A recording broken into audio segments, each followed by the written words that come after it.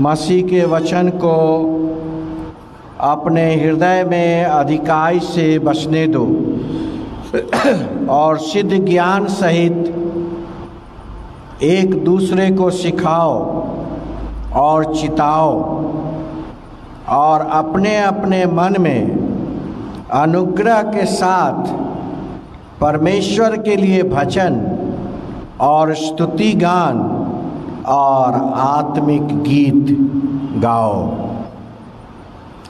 परमेश्वर, हम धन्यवाद देते हैं आज के दान के लिए। जो भाई बहन ऑनलाइन वर्शिप अटेंड करते हैं वो भी अपना ऑफरिंग निकाल सके और परमेश्वर को अपना दशमांश दे सके। आज के इस महीने के अंतिम रविवार को धन्यवाद देते हैं कि पूरे महीने आप हम सबों के साथ रहे और हर एक दुख और तकलीफ में आपने हम सबों को अपने हाथ से संभाले रहा। सो प्रभु, हम धन्यवाद देते हैं आने वाले महीना आपसी के अनुग्रह से भरा हुआ हो, आपकी दया से भरी हुई हो और हम परमेश्वर की आशीष को अपने जीवन में देख सकें। सो इस दान को ब्लेस करिए। जिन लोगों ने इस दान में हिस्सा लिया है उन्हें 100 गुना से अधिक दीजिए और परमेश्वर का वचन अधिकाई से उनके हृदय में बसने पाए। यीशु के नाम में आमीन। कृपया बैठ जाइए।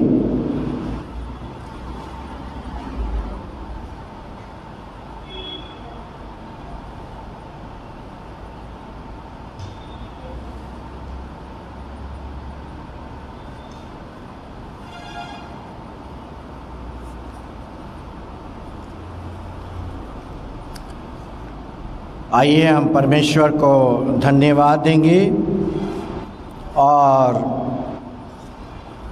परमेश्वर के वचन की संगति में जाएंगे। आइए हम प्रार्थना करें। धन्यवाद करते हैं परमेश्वर कि आपने हम सबों को आज सुरक्षित रखा है कि हम आपके भवन में आ सकें। और जो लोग घरों पर हैं, ऑनलाइन वर्शिप अटेंड कर रहे हैं, फर्स्ट संडे को जब प्रभु भोज की विधि होती है उस पर भी आपकी ब्लेसिंग चाहते हैं। आप अपना दाहिना हाथ बढ़ाकर हम सबों को आशीर्वाद दीजिए और हम प्रभु के नज़दीक आ सकें और इस कोविड-19 में लोगों की रक्षा और रखवाली करिए। हम केरला स्टेट के लिए भी दुआ करते हैं जहां पर कोविड का फ्लेम बहुत भयानक है और परमेश्वर उस राज्य को भी आप इस कोविड के इस बड़े महामारी से बचाइए और भारत देश को भी बचाइए, विश्व को बचाइए। Save the whole world from this कोविड-19। In Jesus name we pray, आमीन। हमारा संडे की जो वर्शिप है, संडे आराधना का समय प्रातः 9 बजे है और 9 बजे ही रहेगा। हमारा फर्स्ट संडे प्रभु भोज होता है।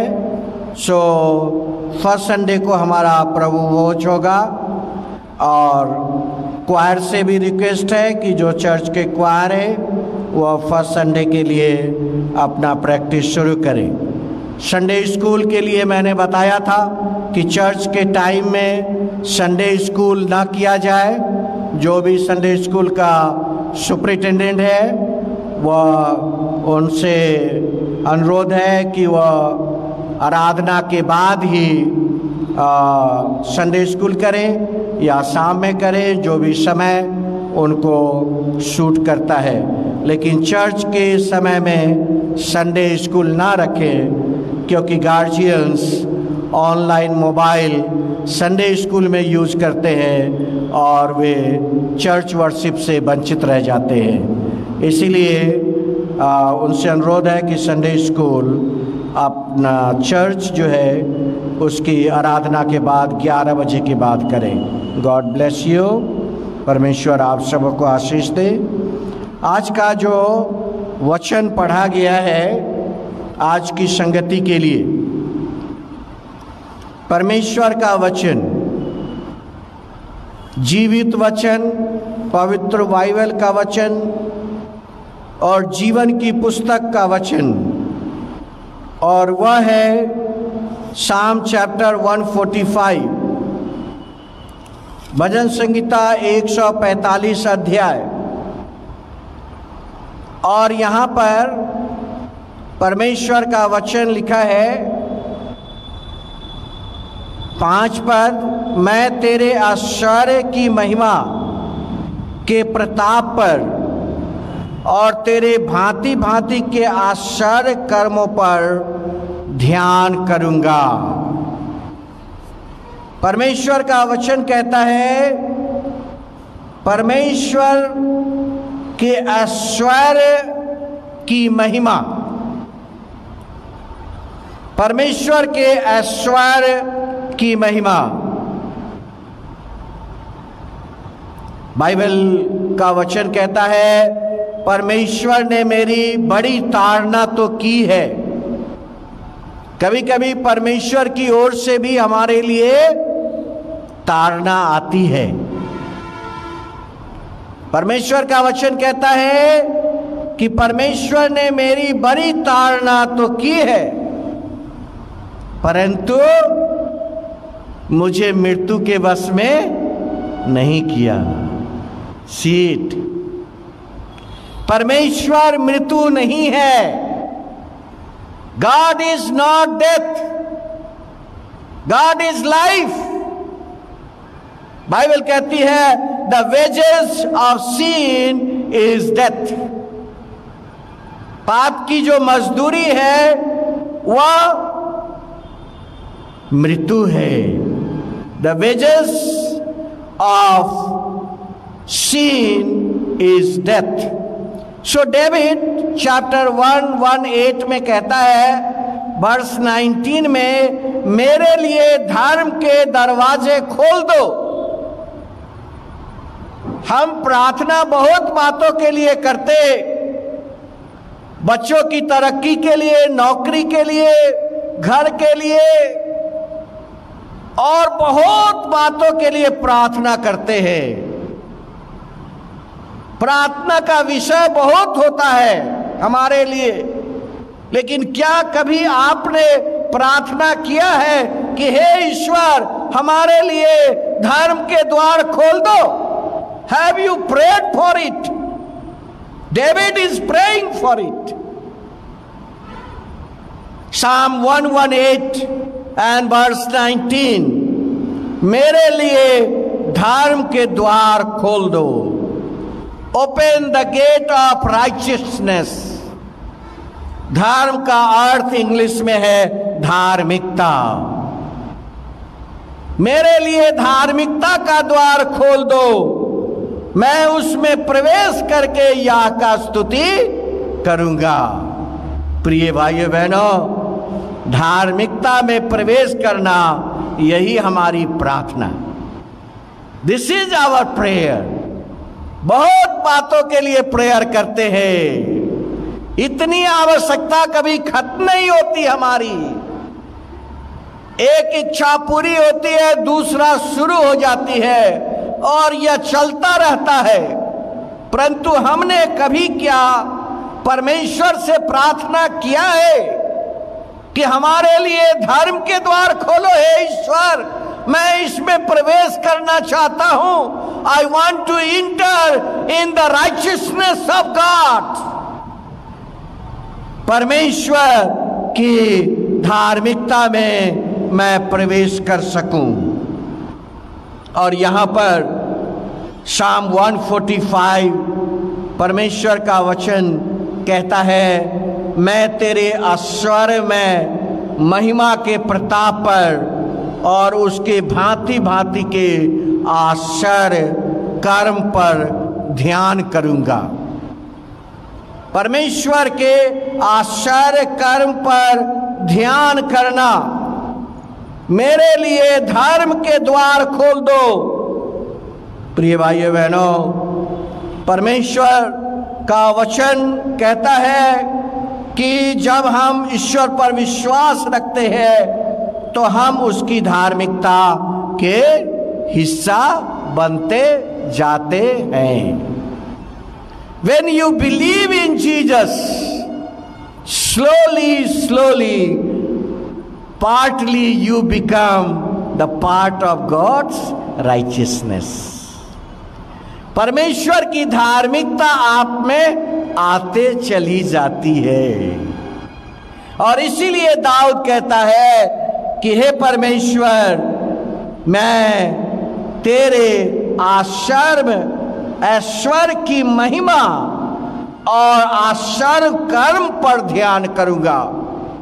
इंग्लिश में जो वर्ड आया है वो आया है greatness.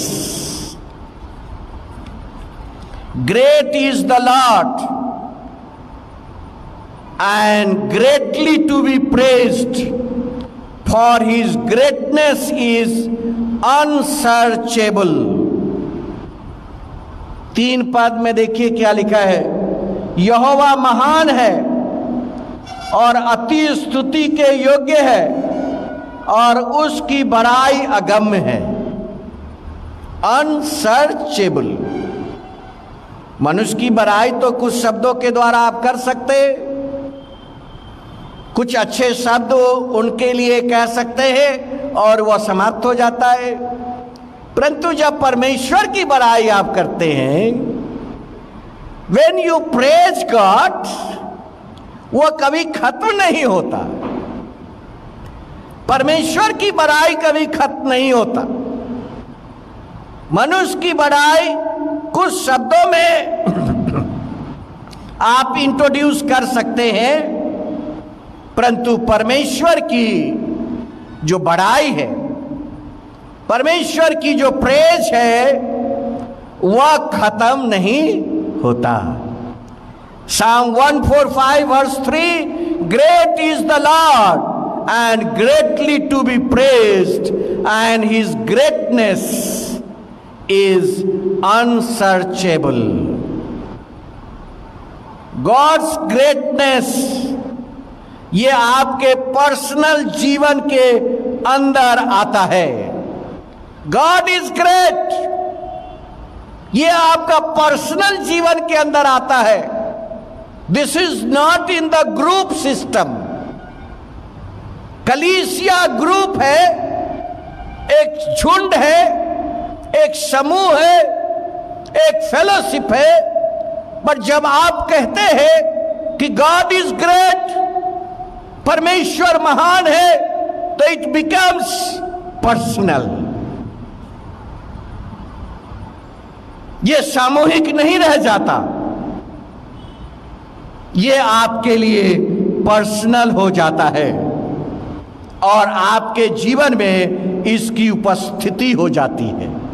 First, it becomes personal, and the second, present in each of our life. हर एक व्यक्ति के जीवन में वह उपस्थित हो जाता है। God is great. जब आप कहते हैं परमेश्वर महान है, तो वो आपके जीवन में उसकी उपस्थिति आती है। God's presence, God presence comes in their life. यहोवा महान है। Psalm 145 and verse 3, यहोवा महान है।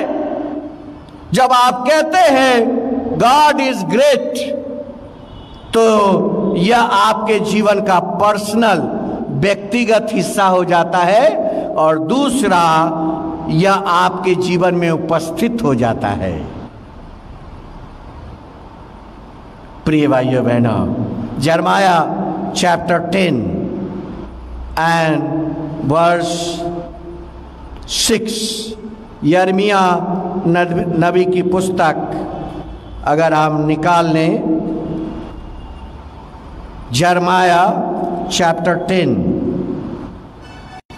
And verse 6, chapter 10 and verse 6। हे यहोवा, तेरे समान कोई नहीं, तू महान है और तेरे नाम पराक्रम में बढ़ा है। God is great. Jeremiah chapter 10 and verse 6. There is none like you, O Lord. You are great, and great is your name in might. जब आप कहते हैं कि परमेश्वर महान है, तो उसकी शक्ति झलकती है। When you say God is great, then its power reveals. ये हो नहीं सकता कि हम कहें परमेश्वर ग्रेट है और उसकी शक्ति काम ना करें। When you say Jeremiah chapter 10 and verse 6 and Psalm 145 and verse 3, God is great. परमेश्वर महान है जब आप कहते हैं, तो इसका अर्थ है कि उसकी जो शक्ति है, उसकी जो सामर्थ है, वह हमारे जीवन के अंदर प्रकट होता है। Psalm 66 में भी हम देखेंगे, Psalm 66 और वहां पर वर्स 3 and 4 परमेश्वर का वचन यहां पर इस प्रकार से लिखा हुआ है। परमेश्वर से कहो, तेरा काम क्या ही भयानक है, तेरी महासामर्थ के कारण तेरे शत्रु तेरी चापलूसी करेंगे। सारी पृथ्वी के लोग तुझे दंडवत करेंगे। द होल वर्ल्ड, दुनिया, सिर्फ क्रिश्चियंस लोग नहीं, सिर्फ बाइबल में विश्वास करने वाले लोग नहीं, बल्कि पूरी दुनिया, Psalm 66 एंड वर्स 4, सारी पृथ्वी के लोग तुझे दंडवत करेंगे और तेरा भजन गाएंगे और तेरे नाम का भजन गाएंगे। Psalm 66 कहता, how awesome are your work through the greatness of your power. जब आप कहते हैं गॉड इज ग्रेट, परमेश्वर महान है, it means the greatness of God's power. परमेश्वर की सामर्थ को प्रकट करता है। जब परमेश्वर महान है कहते हैं, तो यह परमेश्वर के सामर्थ को प्रकट करता है। The greatness of God reveals his power. ईश्वर ये आपके प्रतिदिन के जीवन के अंदर अपनी शक्ति प्रकट करता है। प्रतिदिन के जीवन में Psalm 150, 150 और ये लास्ट चैप्टर है शाम का। शाम में 150 अध्याय है, 150 एंड वर्स 1-2 और लिखा है, praise him according to his excellent greatness. परमेश्वर के पराक्रम के काम के कारण उसकी स्तुति करो और उसके अत्यंत बड़ाई के अनुसार उसकी स्तुति करो। इफिसियों जो आपके सामने रिस्पॉन्सिव रीडिंग में पढ़ा गया, और इफिसियों अगर उसका पहला अध्याय आप निकाल लें और 18-19 पद, तो देखिए परमेश्वर का वचन आपसे क्या कहता है। वह कहता है, तुम्हारे मन की आंखें ज्योतिमय हो। Let your heart be enlighten. मन की आंखें ज्योतिमय हो। क्या आपने कभी मनन किया है कि ये जो दो आंखें आपके पास है, इसके अलावा मन की भी आंखें होती है? Have you meditated in your life या आज तक यही सोचते आए हैं कि सिर्फ मेरे पास 2 आंखें हैं, बस I have only 2 eyes. Ephesians chapter 1 and verse 18, और वहां पर लिखा है तुम्हारे मन की आंखें ज्योतिमय हो। So there is others eyes also. ये 2 आंखें के अलावा भी आंखें हैं। हम सोचते हैं कि सिर्फ हमारे पास 2 आंखें या हमारे सामने वाले के पास 2 आंखें हैं। हम ये कभी मनन नहीं करते, हम कभी चिंतन नहीं करते कि शरीर के 2 आंखें के अलावा और भी आंखें हैं। शरीर के 2 आंखों के अलावा और भी आंखें हैं, और वह इफिसियों की पत्री 1 अध्याय 18 पद, तुम्हारे मन की आंखें ज्योतिमय हो। प्रिय भाई बहनों, ये मन की आंखें ईश्वर की बुलाहट के लिए है। शरीर की आंखें ईश्वर के बुलाहट के लिए नहीं है। मन की आंखें, योर हार्ट बी इनलाइटेंड। मन की आंखें ईश्वर के बुलाहट के लिए है। और वहां पर आगे क्लियर लिखा है, तुम जान लो कि उसके बुलाने से कैसी आशा होता है। जो मन की जो आंख है वह परमेश्वर के बुलाहट के लिए है। परमेश्वर आपको बुलाता है, आप कैसे समझ सकते हैं? Only and only by your heart. सिर्फ और सिर्फ अपने हृदय के द्वारा। कहीं पर तो लिखा है the eyes of your understanding, और किसी बाइबल में लिखा है the eyes of your heart. अलग अलग ट्रांसलेशन में अलग अलग वर्ड्स यूज हुए हैं, लेकिन यहां पर किंग जेम्स वर्जन में लिखा है eyes of your understanding being enlightened, और न्यू ट्रांसलेशन में लिखा है the eyes of your heart being enlightened. प्रिय भाई बहनों, हृदय की भी आंखें होती है। सिर्फ ये 2 आंखें हमारी नहीं है, हमारे हृदय की भी आंख है। और इससे क्या होता है? इससे होता है परमेश्वर की बुलाहट हम देख पाते हैं। God's calling, the eyes of heart is for God's calling.